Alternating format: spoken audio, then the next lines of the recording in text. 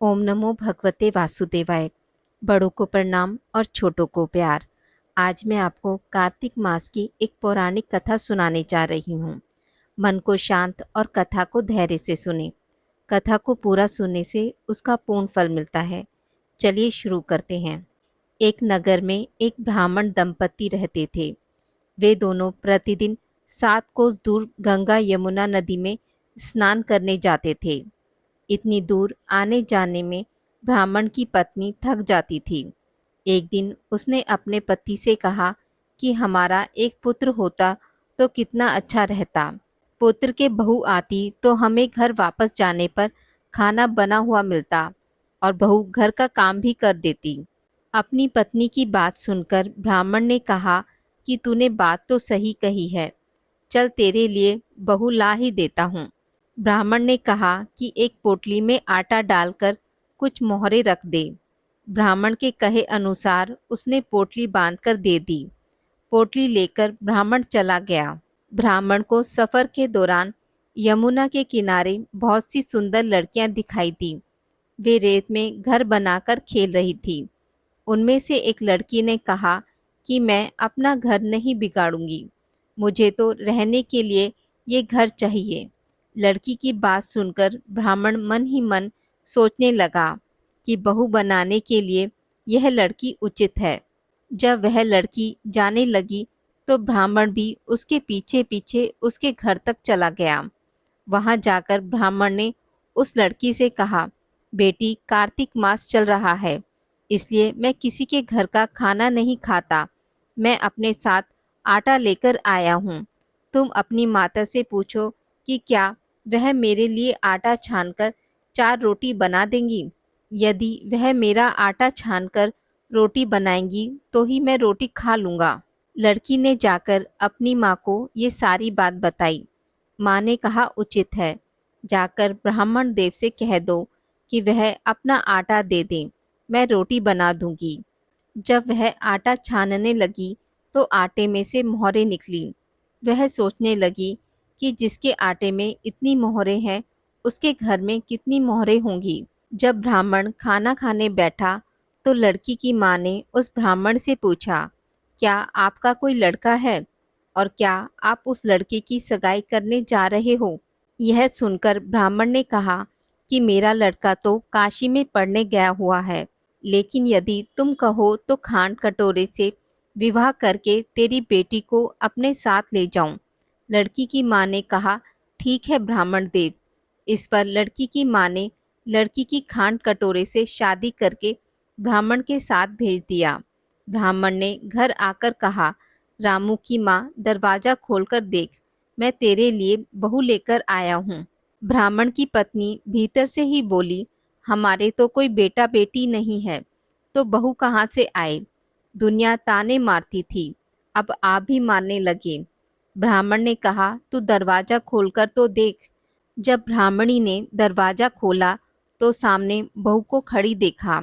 उसने बहू का स्वागत किया और आदर सत्कार से अंदर ले आई। अब जब ब्राह्मण अपनी पत्नी के साथ नदी स्नान करने जाता तो पीछे से बहू घर का सारा काम करके और खाना बनाकर रखती थी। वह उनके कपड़े धोती और रात को हाथ पैर भी दबाती थी। इस तरह बहुत दिन बीत गए। ब्राह्मणी ने अपनी बहू से कहा कि बहू, कभी भी चूल्हे की आग मत बुझने देना और मटके का पानी खत्म मत होने देना। परंतु एक दिन चूल्हे की आग बुझ गई। यह देखकर बहू घबरा गई और भागी भागी अपनी पड़ोसन के पास गई और कहा कि मेरे चूल्हे की आग बुझ गई है, मुझे थोड़ी सी आग चाहिए। मेरे सास ससुर सुबह 5 बजे से गए हुए हैं, वह थके हुए घर आएंगे, इसलिए मुझे उनके लिए खाना बनाना है। यह सुनकर पड़ोसन ने कहा कि तू तो बावली है, तुझे यह दोनों मिलकर पागल बना रहे हैं। इनके कोई पुत्र नहीं है, ये निसंतान है। बहू ने कहा, नहीं ऐसा मत बोलो, इनका बेटा तो बनारस काशी में पढ़ने गया हुआ है। इस पर पड़ोसन ने कहा कि यह तुझे झूठ बोलकर लाए हैं, मेरी बात सच मान, इनके कोई बेटा नहीं है। अब बहू पड़ोसन की बातों में आ गई और कहने लगी कि अब आप ही बताओ मैं क्या करूं। पड़ोसन ने कहा कि करना क्या है, जब तुम्हारे सास ससुर आए तो जली हुई रोटियां बनाकर देना और बिना नमक की दाल बनाकर देना, खीर की करछी दाल में और दाल की करछी खीर में डाल देना। पड़ोसन ने उसे अच्छे से सिखा पढ़ा दिया। फिर जब उसके सास ससुर घर आए तो उसने ना तो उनका आदर सत्कार किया, ना ही उनके कपड़े धोए। जब उसने सास ससुर को खाना दिया तो सास बोली, बहू आज यह रोटियां जली हुई क्यों हैं और दाल भी अलूनी है। तब बहू ने पलटकर कहा कि एक दिन ऐसा खाना खा लोगे तो कुछ बिगड़ नहीं जाएगा तुम्हारा।